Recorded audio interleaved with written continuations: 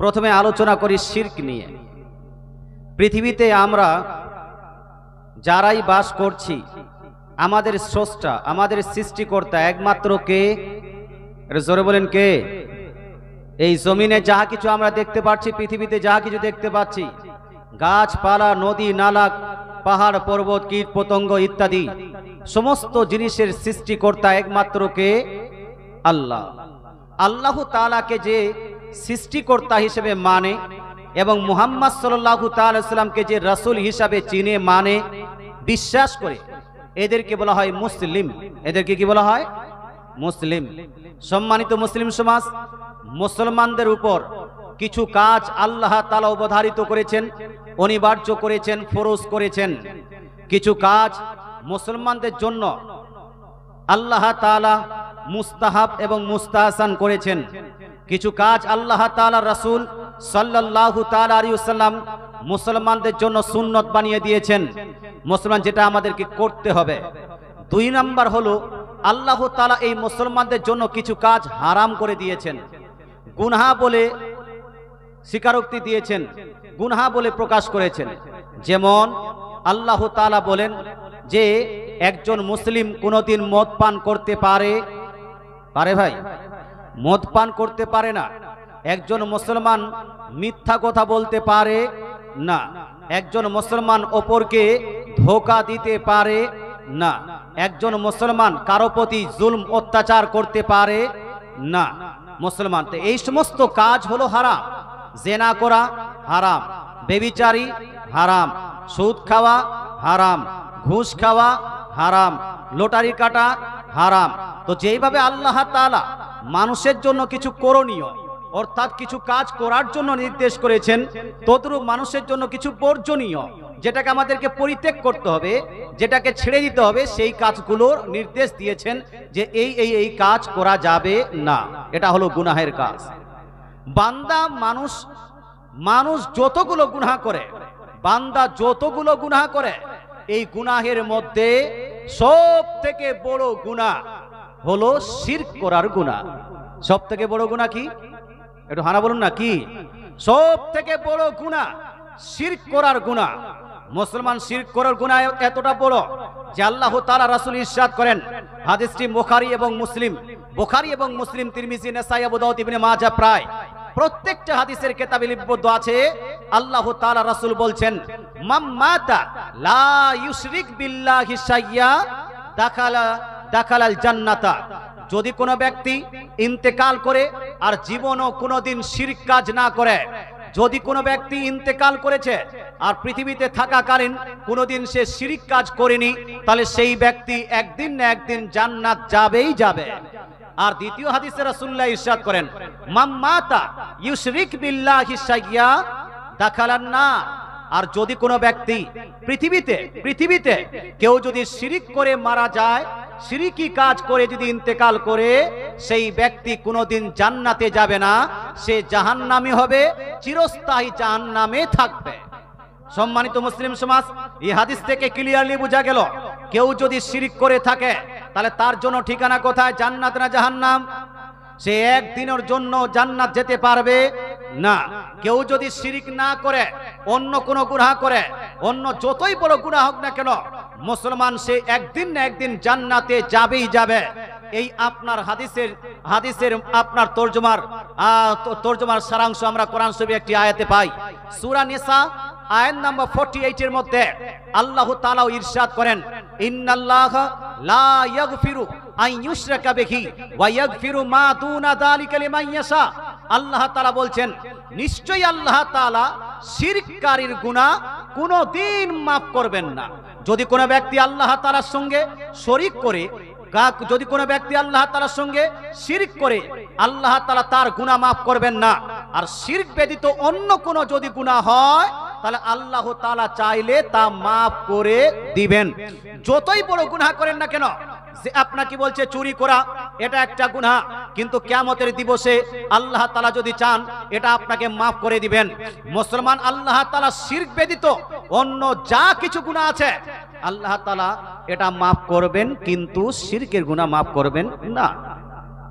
অতএব একজন মুসলমানের জন্য এটা প্রতিজ্ঞা রাখা উচিত যে সারা জীবন কোনোদিন আমি শিরকের ধারে পাশেও যাওয়া যাবে? যাওয়া যাবে না। মুসলমান এবার প্রশ্ন হলো, শিরক বলে কাকে? শিরকের সংজ্ঞা কি? What is the definition of শিরক? শিরকের সংজ্ঞা কি? শিরকের ডেফিনেশন কি? তো শিরকের ডেফিনেশন করা হয়েছে, শিরক বলা হয় আল্লাহ তাআলার জাত অর্থাৎ সত্তা এবং আল্লাহ তাআলার সিফাত অর্থাৎ গুণাবলীর মধ্যে অন্য কাউকে শরীক করা, অর্থাৎ আল্লাহ তাআলার জাতের সঙ্গে অন্য কাউকে শরীক করা, অথবা আল্লাহ তাআলার যে গুণাবলী বৈশিষ্ট্যাবলী আছে, অ্যাট্রিবিউটস আছে, অ্যাট্রিবিউটসে কাউকে শরীক করা। যেমন আল্লাহ ব্যতীত অন্য কাউকে উপাস্য মেনে নেওয়া, আল্লাহ ব্যতীত অন্য কাউকে মাবুদ মানা, এটা হলো শিরকি কাজ। কারণ এটা হলো শিরক ফি জাত, আল্লাহর জাতে আল্লাহর সত্তায় অন্য কাউকে শরীক করে নেওয়া। মাবুদ একমাত্র কে? এজন্য বলেন না কে? মাবুদ একমাত্র কে? উপাস্য একমাত্র কে? একজন মুসলমানের কলেমাটাই হলো লা ইলাহা ইল্লাল্লাহ, লা ইলাহা ইল্লাল্লাহ মুহাম্মাদুর রাসূলুল্লাহ। লা ইলাহা ইল্লাল্লাহর অর্থ কি? লা ইলাহা ইল্লাল্লাহর অর্থ হলো আল্লাহ তাআলা ছাড়া কোনো উপাস্য নাই, আল্লাহ তাআলা ছাড়া কোনো মাবুদ নাই, আল্লাহ তাআলা ছাড়া কোনো ইবাদতের কেউ যোগ্য নয়। এটা হলো লা ইলাহা ইল্লাল্লাহর অর্থ। এবার যদি কেউ আল্লাহ তাআলা ছাড়া গাছের কেউ পূজা করে, সে কি মুসলমান হতে পারবে? হ্যাঁ বলুন। গাছের পূজা করলে মুসলমান হওয়া যাবে না, সূর্যের পূজা করলে মুসলমান হওয়া যাবে না, চন্দ্রের পূজা করলে মুসলমান হওয়া যাবে না। তদ্রূপ কেউ যদি দুর্গা পূজা করে, কালী পূজা করে, লক্ষ্মী পূজা করে, এরাও মুসলমান থাকতে পারে না। কারণ উপাস্য একমাত্র মানতে হবে কাকে? আল্লাহকে। এই জন্য ভাই, একজন মুসলমানের জন্য ভারতের বুকে কিছু কিছু জায়গায় সূর্য নমন আছে, চন্দ্র নমন আছে না নাই? সূর্য নমন, চন্দ্র নমন জানেন?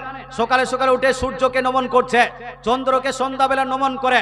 মুসলমান কেউ যদি সূর্যকে উপাস্য মনে করে, সূর্যকে সৃষ্টিকর্তা মনে করে, সূর্যকে রিজিক দাতা মনে করে, সূর্যকে আপনার মাবুদ মনে করে, সূর্যকে নমন করে, এটা হয়ে যাবে শিরিক। তদ্রূপ কেউ যদি চন্দ্র নমন করে, এই ভেবে যে চন্দ্রের কিছু শক্তি আছে, চন্দ্র আমাকে দিতে পারে, চন্দ্র আমার উপাস্য বা মাবুদ বা ভগবান, এটা যদি কেউ মনে করে, তাহলে এটাও শিরকের আওতায় পড়বে। কথা বোঝা গেল ভাই? শিরকের আওতায় পড়বে। মুসলমান, আমি আপনাকে বলতে চাই, আমরা অন্যের ধর্মের উপর আক্রমণ করতে চাই না, কিন্তু অ্যাজ আ মুসলিম, একজন মুসলমানের জন্য দুর্গা পূজায় যাওয়া যাবে ভাই? যাওয়া যাবে? কালী পূজায় যাওয়া যাবে? লক্ষ্মী পূজায় যাওয়া যাবে? কেউ যদি দুর্গা পূজায় যায়, কালী পূজায় যায়, লক্ষ্মী পূজায় যায়, সরস্বতী পূজায় যায়, এই যাওয়াটা কমসে কম হারাম হবে। কি হবে? কমসে কম হারাম হবে। আর যদি সেই জায়গাতে গিয়ে কেউ যদি ওই আপনার মন্দিরের নামে, ওই আপনার দেবীর নামে কেউ যদি টিকা লাগিয়ে নেয়, অথবা হাত জোড় করে তার সামনে দাঁড়িয়ে যায়, অথবা তাকে রেসপেক্ট করে, তাকে উপাস্য মনে করে, অথবা তার কাছে কিছু চায়, তাহলে এটা হয়ে যাবে শিরকি কাজ। এটা কি হবে? শিরকি কাজ। এই জন্য ভাই আপনাদের বলতে চাই, আমি অনেক জায়গায় বলেছি, মুসলমান ঘরের মানুষ, মুসলমান ঘরের ছেলে, মুসলমান ঘরের মেয়ে কি বলছে? কোরআন শরীফ পড়বে। কোরআন শরীফের সঙ্গে সঙ্গে দুনিয়াবী শিক্ষা কেউ যদি অর্জন করতে চায়, করতে পারবে। মাধ্যমিক পড়াশোনা আপনি করতে পারেন, উচ্চ মাধ্যমিক আপনি পাস করতে পারবেন, বিএ পাস আপনি করতে পারেন, এমএ আপনি পড়তে পারেন, এমফিল পাস আপনি করতে পারেন, পিএইচডি আপনি অর্জন করতে পারেন। কিন্তু জ্ঞান যখন আপনি অর্জন করবেন, জ্ঞান চাইবেন কার কাছে? হানা বলুন। জ্ঞান চাইতে হবে কার কাছে? জ্ঞান চাইতে হবে আল্লাহর কাছে। কারণ দয়ার নবী, মায়া নবী, আকাই নামদার মাদনী তাজদার আহমদে মুখতার জনাবি রাসূলুল্লাহ সাল্লাল্লাহু তাআলা আলাইহি ওয়াসাল্লাম, বুখারী, মুসলিম, তিরমিজি, নিসাই, আবু দাউদ, ইবনে মাজাহ, প্রায় প্রত্যেকটা হাদিসের কিতাবে লিপিবদ্ধ আছে। আল্লাহ তাআলা রাসূল বলছেন, আল্লাহু ইউতি ওয়া আনা কাসিম। দয়ার নবী, মায়া নবী ইরশাদ করেন, আল্লাহ হলেন প্রদানকারী, আল্লাহ হলেন দেনেওয়ালা, আর আমি নবী হলাম বন্টনকারী। জোরে বলেন সুবহানাল্লাহ। তাহলে আমরা যখন চাইব, দোয়া করব, জ্ঞান চাইবো, চাইবো কার কাছে? আল্লাহর কাছে। আল্লাহকে বলবো, আল্লাহ আমাকে মাধ্যমিকে পাস করিয়ে দাও, আমাকে উচ্চ মাধ্যমিকে পাস করিয়ে দাও, আমাকে ইলমে নাফে দান করো, আমাকে সমাজকে ঠিক করার মতো জ্ঞান দান করো, আল্লাহর কাছে চাইবো। কিন্তু ভাই হিন্দুস্তানে বাস করছি, হিন্দুস্তানে স্কুল কলেজ ইউনিভার্সিটিতে আজকাল একটা পুজো প্রচলিত হয়েছে, যেই পূজাকে বলা হয় সরস্বতী পূজা। হয় না? হয় না? হয় না? সরস্বতী পূজা হয়। মুসলমান আপনাকে বলতে চাই, প্রাইমারি স্কুল থেকে শুরু করে নিয়ে ইউনিভার্সিটি লেভেল পর্যন্ত প্রায় প্রত্যেকটা আপনার জেনারেল শিক্ষা প্রতিষ্ঠানে এই পূজাটা করা হচ্ছে। মুসলমান আমার জানা মতে according to the constitution of India, ইন্ডিয়ার সংবিধান অনুযায়ী এই পূজাতে সমস্ত ব্যক্তিদের অংশগ্রহণ করাটা এটা কম্পালসারি নয়, এটা জরুরি নয়। জরুরি কি? জরুরি নয়। যারা সরস্বতীকে মানে তারা সেখানে অংশগ্রহণ করবে, সেটা তাদের ব্যক্তিগত ব্যাপার। প্রত্যেক মানুষকে, শিখ হোক, হিন্দু হোক, আপনার মুসলিম হোক, জৈন হোক, বৌদ্ধ হোক, সবাইকে শরীক হতে হবে। এটা কিন্তু সরকারের তরফ থেকে কিন্তু কম্পালসারি করা হয়। ইভেন টিচারদের জন্য কম্পালসারি করা হয়নি।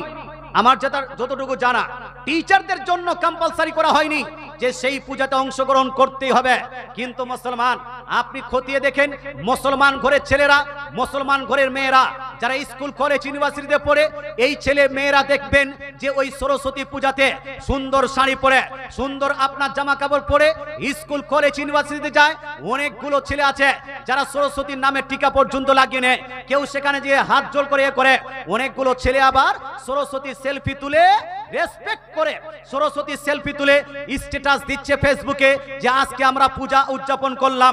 হে মুসলমান, আপনাকে বলতে চাই, মুসলমানদের কলেমা হলো লা ইলাহা ইল্লাল্লাহ, আল্লাহ ব্যতীত কোনো উপাস্য নাই, দেনেওয়ালা আল্লাহ, জ্ঞান দেনেওয়ালা আল্লাহ।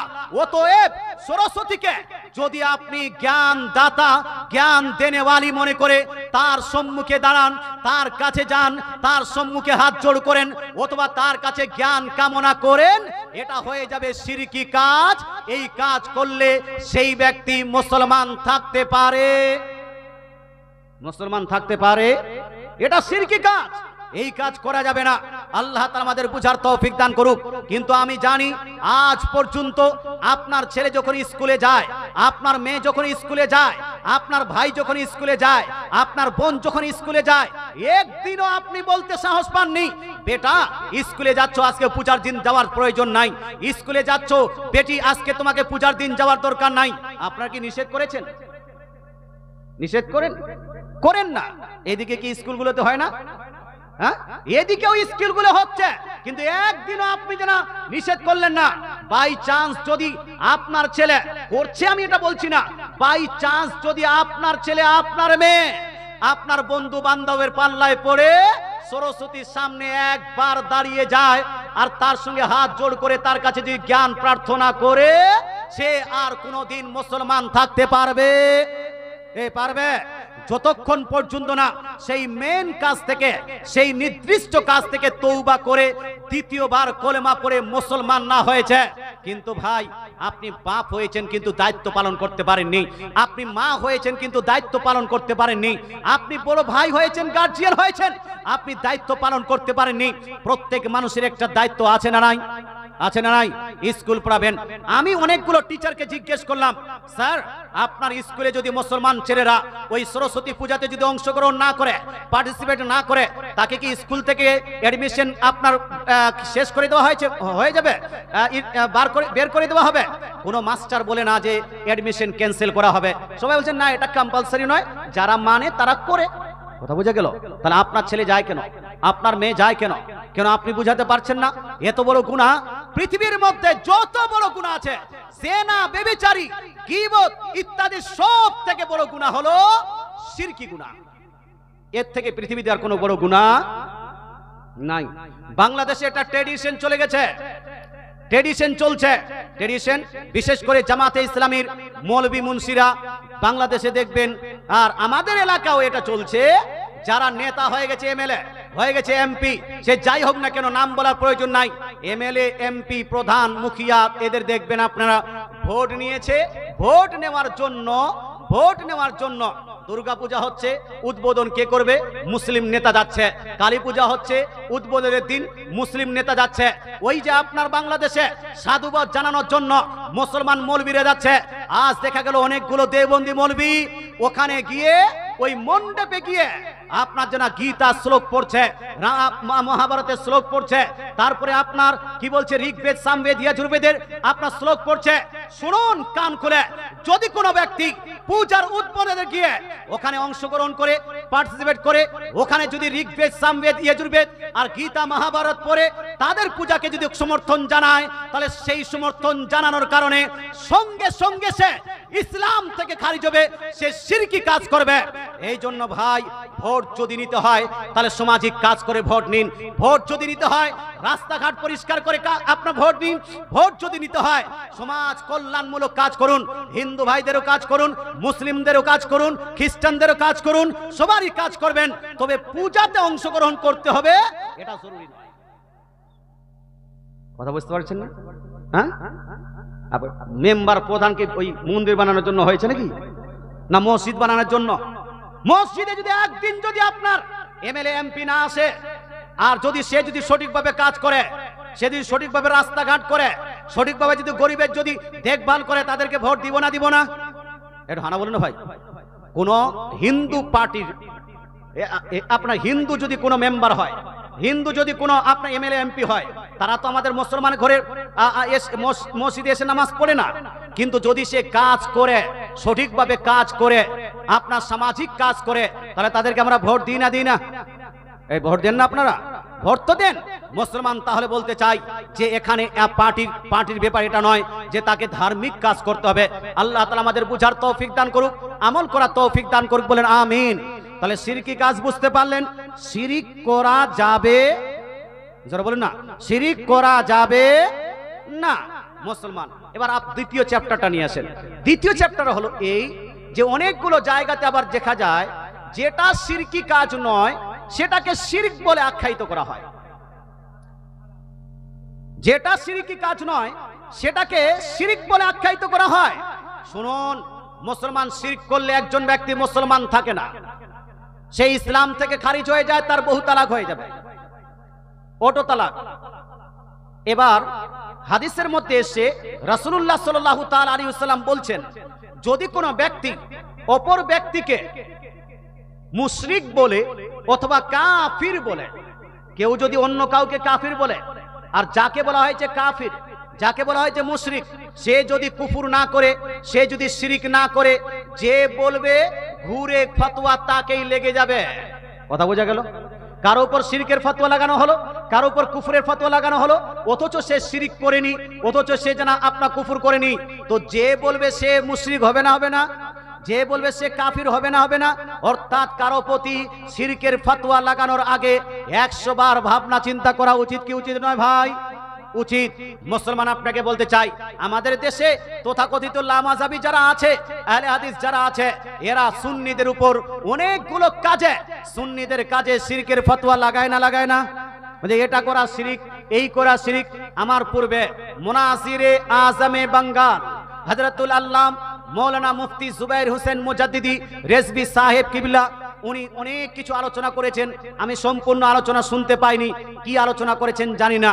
তবে ভাই আপনাদের বলতে চাই, আমরা যেইগুলো কাজ করি আহলে সুন্নাতুল জামাত, আকীদাগত দিক থেকে, আমলগত দিক থেকে, প্রত্যেকটা কাজ কোরআন এবং হাদিস দ্বারা প্রমাণিত। জোরে বলেন সুবহানাল্লাহ। একবার দরুদ শরীফ পড়ি, আল্লাহুম্মা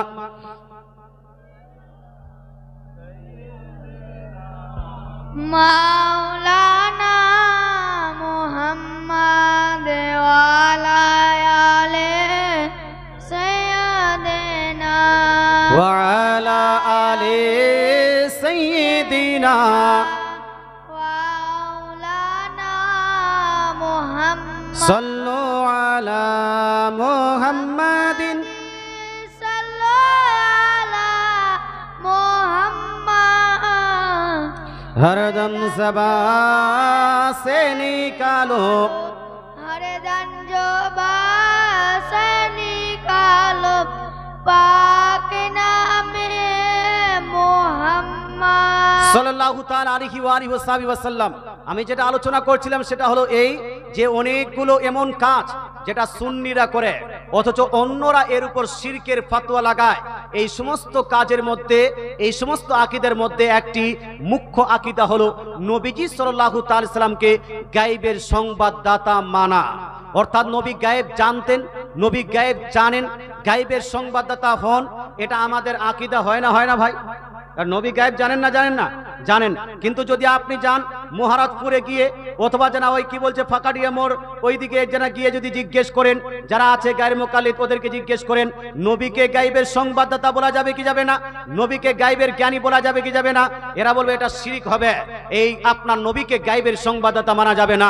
মুসলমান আমরা সুন্নি মুসলমান, যদি নবীকে গায়েবের সংবাদদাতা বলি এটা কি আদৌ শিরক হবে? আমি বলবো না না, এটা শিরক হবে না। কারণ গায়েবের সংবাদদাতা অর্থাৎ গায়েবের জ্ঞানী আমরা নিজের তরফ থেকে বলি না, বরং নবীজি সাল্লাল্লাহু আলাইহি ওয়াসাল্লামকে গায়েবের জ্ঞানী আল্লাহ তাআলা নিজেই কোরআনের মধ্যে বলে দিয়েছেন। জোরে বলেন সুবহানাল্লাহ। মুসলমান পৃথিবীর মধ্যে হিস্ট্রি জ্ঞানী আমরা কাদের বলি? হিস্ট্রি জ্ঞানী তাদের বলি যারা হিস্ট্রি পড়াশোনা করেছে, যারা হিস্ট্রি জ্ঞান অর্জন করেছে। আমরা ফিজিক্সের জ্ঞানী তাদেরকে বলি যারা ফিজিক্সের জ্ঞান অর্জন করেছে। আমরা কেমিস্ট্রির জ্ঞানী তাকে বলি যারা কেমিস্ট্রির জ্ঞান অর্জন করেছে। আমরা জিওগ্রাফির জ্ঞানী তাদেরকে বলি